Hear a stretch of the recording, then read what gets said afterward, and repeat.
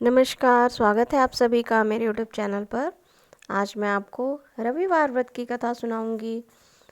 तो चलिए सुनते हैं। रविवार व्रत की विधि। सर्व मनोकामनाओं की पूर्ति हेतु रविवार का व्रत श्रेष्ठ है। इस व्रत की विधि इस प्रकार है। प्रातःकाल स्नान आदि से निवृत्त होकर स्वच्छ वस्त्र धारण करें। शांत चित्त होकर परमात्मा का स्मरण करें। भोजन एक समय से अधिक नहीं करना चाहिए। भोजन तथा फलाहार सूर्य के प्रकाश होते ही कर लेना उचित है। यदि निराहार रहने पर सूर्य छिप जाए तो दूसरे दिन सूर्योदय हो जाने पर अर्घ्य देने के बाद ही भोजन करें। व्रत के अंत में कथा अवश्य सुननी चाहिए।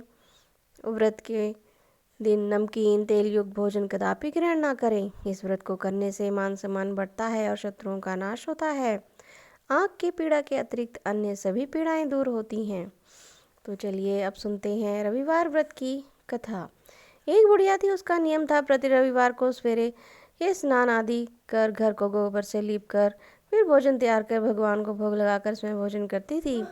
ऐसा व्रत करने से उसका घर अनेक प्रकार से धन धान्य से पूर्ण था। श्री हरि की कृपा से घर में किसी प्रकार का विघ्न या दुख नहीं था। सब प्रकार से घर में आनंद रहता था। इस तरह कुछ दिन बीत जाने पर उसकी एक पड़ोसन जिसकी गौ का गोबर वह बुढ़िया लाया करती थी, विचार करने लगी कि यह वृद्धा सर्वदा मेरी गौ का गोबर ले जाती है, इसलिए अपनी गौ को घर के भीतर बांधने लगी। बुढ़िया को गोबर ना मिलने से रविवार के दिन अपने घर को ना लीप सकी, इसलिए उसने ना तो भोजन बनाया और ना ही भगवान को भोग लगाया तथा स्वयं भोजन नहीं किया। इस प्रकार उसने निराहार व्रत किया। रात्रि हो गई और वह भूखी सो गई। रात्रि में भगवान ने उसे स्वप्न दिया और भोजन न बनाने तथा भोग न लगाने का कारण पूछा। वृद्धा ने गोबर न मिलने का कारण सुनाया। तब भगवान ने कहा कि माता, हम तुमको ऐसी गौ देते हैं जिससे सभी इच्छाएं पूर्ण होती हैं, क्योंकि तुम हमेशा रविवार को गौ के गोबर से घर को लीप कर भोजन बनाकर मेरा भोग लगाकर खुद भोजन करती हो। इससे मैं खुश होकर तुमको वरदान देता हूँ। निर्धन को धन और बांझ स्त्रियों को पुत्र देकर दुखों को दूर करता हूँ तथा अंत समय में मोक्ष देता हूँ। स्वप्न में ऐसा वरदान देकर भगवान तो अंतर्ध्यान हो गए और वृद्धा की आंख खुली तो वह देखती है कि आंगन में एक अति सुंदर गौ और बछड़ा बंधे हुए हैं। वे गाय और बछड़े को देखकर अति प्रसन्न हुई और उसको घर के बाहर बांध दिया और वहीं खाने को चारा डाल दिया। जब उसकी पड़ोसन बुढ़िया ने घर के बाहर एक अति सुंदर गौ और बछड़े को देखा तो द्वेष के कारण उसका हृदय जल उठा और उसने देखा कि गाय ने सोने का गोबर किया है। तो वह उस गाय का गोबर ले गई और अपनी गाय का गोबर उसकी जगह रख दिया। वह नित्य प्रति ऐसा ही करती रही और सीधी सादी बुढ़िया को इसकी खबर नहीं होने दी। तब सर्वव्यापी ईश्वर ने सोचा कि चालाक पड़ोसन के कर्म से बुढ़िया ठगी जा रही है। तो ईश्वर ने संध्या के समय अपनी माया से बड़ी जोर से आंधी चला दी। बुढ़िया ने अंधेरी के भय से अपनी गौ को भीतर बांध दिया। प्रातःकाल जब वृद्धा ने देखा कि गौ ने सोने का गोबर दिया है तो उसके आश्चर्य की सीमा न रही। वह प्रतिदिन गौ को घर के भीतर बांधने लगी। उधर पड़ोसन ने देखा कि बुढ़िया गौ को घर के भीतर बांधने लगी है और उसका सोने का गोबर उठाने का दाम नहीं चलता।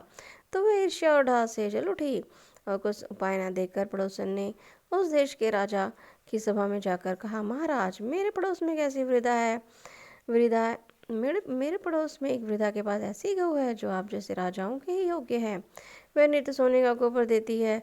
आप उस सोने से प्रजा का पालन करिए। वह वृद्धा इतने सोने का क्या करेगी। राजा ने यह बात सुनकर अपने दूतों को वृद्धा के घर से गौ लाने की आज्ञा दी। वृद्धा प्रातः ईश्वर को भोग लगाकर भोजन ग्रहण करने जा ही रही थी कि राजा के कर्मचारी गौ को खोल कर ले गए। वृद्धा काफी रोई और चिल्लाई, परंतु कर्मचारी के समक्ष कोई क्या कहता। उस दिन वृद्धा गौ के वियोग में भोजन न खा सकी और रात भर रो रो कर ईश्वर को गौ को पुनः पाने की प्रार्थना करती रही। उधर राजा गौ को देखकर बहुत प्रसन्न हुआ, लेकिन सुबह जैसे ही वह उठा सारा महल गोबर से भरा दिखाई देने लगा। राजा ये देखकर घबरा गया। भगवान ने रात्रि में राजा को स्वप्न में कहा कि हे राजा, गाय वृद्धा को लौटाने में ही तेरा भला है। उसके रविवार के व्रत से प्रसन्न होकर मैंने उसे गाय दी थी। प्रातः होते ही राजा ने वृद्धा को बुलाकर बहुत से धन धान्य सम्मान से गौ और बछड़ा लौटा दिए। उसकी पड़ोसन दुष्ट बुढ़िया को बुलाकर उचित दंड दिया। इतना करने के बाद राजा के महल से गंदगी दूर हुई। उसी दिन से राजा ने नगरवासियों को आदेश दिया कि राज्य की तथा अपनी समस्त मनोकामनाओं की पूर्ति के लिए रविवार का व्रत करो।